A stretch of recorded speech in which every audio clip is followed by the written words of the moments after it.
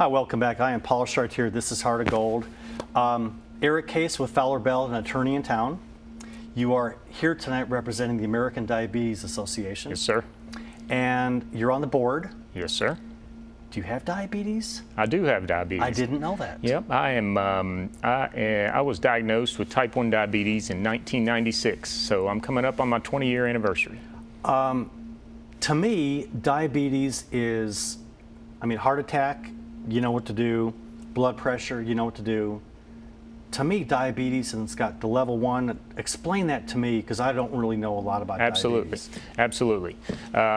Diabetes is it's a serious disease. It's a disease where your sugar levels in your body basically are running too high, either because your body isn't producing insulin or your body isn't reacting properly to the insulin that you are producing. There are two types of diabetes. Type 1 diabetes, sometimes called juvenile diabetes, is a disease where your pancreas pretty much quits producing insulin. You become insulin dependent. It usually happens earlier in life. That's where it got the name juvenile diabetes. So that's the type 1 version. Type 2 diabetes usually happens later in life. It can be caused by people being overweight or lack of exercise, or just the body slowing down in general. Type 1 diabetics are on insulin, have to give themselves shots or wear an insulin pump. And you do that? I do. We test our blood sugars as much as we can, 6 or 8 times a day sometimes, to see where our blood sugars are, and then before meals, after exercise, all in that range. Type 2 diabetics, some of that is, some type 2s, if they get out and exercise and eat right, can just take pills as treatment. Some type 2s are on insulin also. So type 1, you get it. Yeah, and they're not really sure. That's still that's still being researched and debated a little bit about what actually causes the body to quit producing insulin in a type 1 diabetic. Maybe we'll have some news at some point on that. And type 2, it sounds like on some level, some of it can be self-induced by lifestyle or diet. That is true. Some of it is just the body slowing down. As we humans age and get older, sometimes some of your systems slow down, and the insulin and your reactions to insulin that is being produced sometimes just cause that type 2 condition. Whichever one you have, type 1 or type 2, it's very important that you watch your blood sugars, test your blood sugars often, exercise, keep your stress down, all of that, all the things that we should all do anyway. That we should all do anyway, right? Yeah, that's an easy day for every one of us. Exactly. So you're active and you live a great lifestyle. You're not doing crazy stuff to yourself. How do you manage the diabetes with your diet and with alcohol and exercise and your lifestyle? How do you manage it? Well, I make no bones about it. It's tough. It's a 24/7, 365 disease. It never goes away. But you just got to be vigilant. You got to really watch your blood sugars, and over time, you especially after you've had it for a long time, it gets to just be part of your daily life. I don't remember my life before diabetes. I remember it, but I don't remember. It's become so much a part of my normal process that I don't think too much about it. But you got to keep your eye on it, and I just try to get out and do the things that we talked about earlier. I try to exercise and keep my drinks to 1 glass of wine and stuff of that nature. So that sounds not easy. So you've had diabetes for 20 years. You're on the board. Something happened with Angela Carlos that she sent you into the Lions to represent the Diabetes Association on the program. Beyond the events that you've got coming up, what is happening with the association locally to help solve the cure or have events? What's Angela doing right now to move the association forward locally? Absolutely. A couple of things. First of all, we have a very strong local board of directors, just some really good community leaders, some people that have been involved on the diabetes board for a very long time.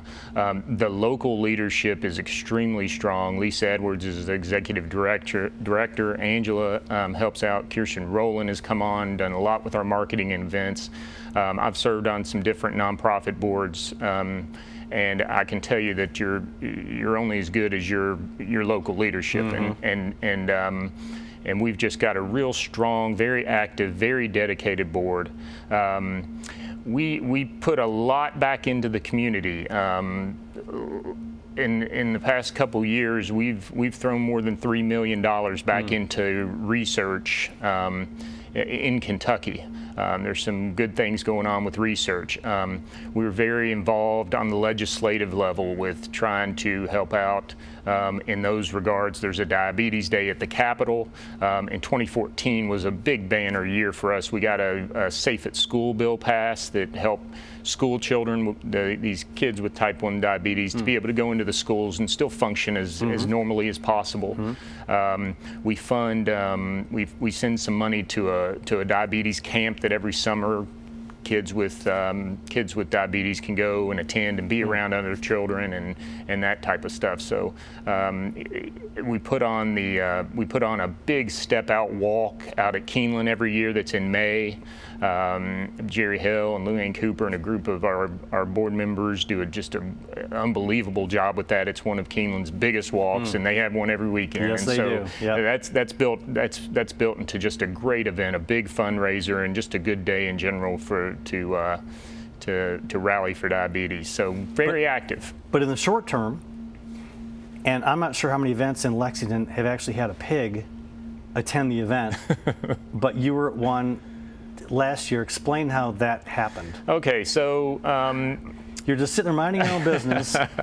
Actually, the American Diabetes Association has always had a fall gala. Miss Ann Thomas has been great at putting that event on for years and years and years. But we thought it needed a little bit of a spunk, a little bit of a punch to kind of get it riled up. And little animal influence. So we came up with the Kiss a Pig last year. Last year was our first one where we turned our fall gala into the Kiss a Pig event. The Kiss a Pig event basically pits some community leaders and business people against each other to try to raise money. And the person who raises the most money actually kisses a pig at the event. The pig being involved does have some relevance to diabetes. In the 1920s, when they actually started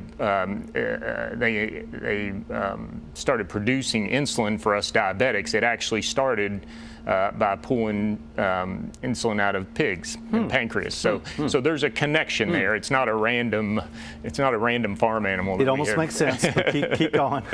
And so it was just an incredible success last year. The money we usually raise from that gala almost doubled with the Kiss a Pig infusion and just the excitement and the community leaders. We had a great group of people involved.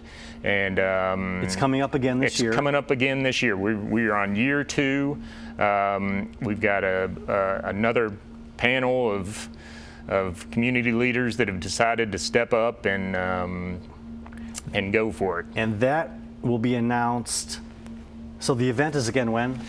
The Kiss a Pig event is on November 14th. Okay. That is a Saturday downtown at the Hilton. The Hilton's been very supportive of the Diabetes Association and always helped us out. So Saturday, November 14th is the actual Kiss a Pig event. And then that is preceded by an event where the candidates are actually revealed. We have always also had an event in the summertime out at the Talon Winery. It's been called different things. We are now calling it the Summer Wine Down. And it's an event where we have food and music, and it's always been a fundraiser. We've been able to kind of link the two together now. We're going to have our Kiss a Pig candidates out there and kind of announce them and get things going for Kiss a Pig. The Talon event's really a great event and beautiful scenery out there. We got a couple food trucks coming out this year, so people can People can eat the food trucks, and we'll have some live music, and we'll talk to some of the candidates and get everybody fired up about the event. So, obviously, for 20 years, you've had this as part of your life, and you've been on the board for how many years?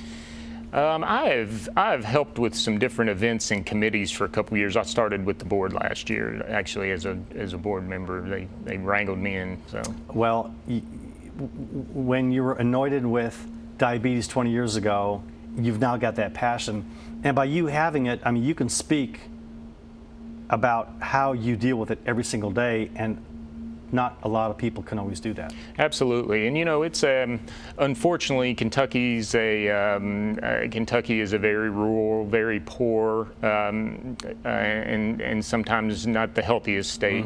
And diabetes follows a lot of those things around. We've got over 500,000 Kentuckians that are affected by this disease. It's estimated that we spend over $5.5 billion, that's with a B, dollars dealing with diabetes.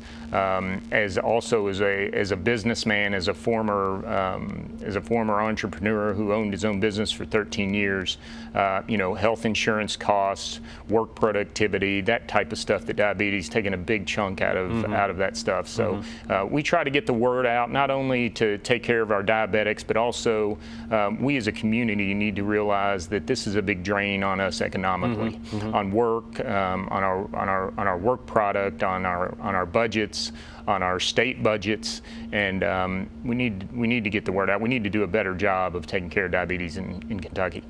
In the last minute, if you could please give the events and the dates again, and then we'll say goodbye. The summer wind down is September 18th at Talon Winery. And the Kiss a Pig event is November 14th at the Hilton downtown. And they can call, we'll put up on the screen the website and phone number that they can call to call diabetes. They probably won't write them a letter, but they can call diabetes or go on the website, which is the following screen. And if they want to connect with anybody there, and to look up information about lifestyle living, because I'm sure it's a great website. Eric, you represent them well. You are a business leader in Lexington. And from one fiance to the next, thanks for being on the program. Thank you very much. It was great to have you. Thanks for having me. I'm Paul Chartier. We'll be back next time on Heart of Gold.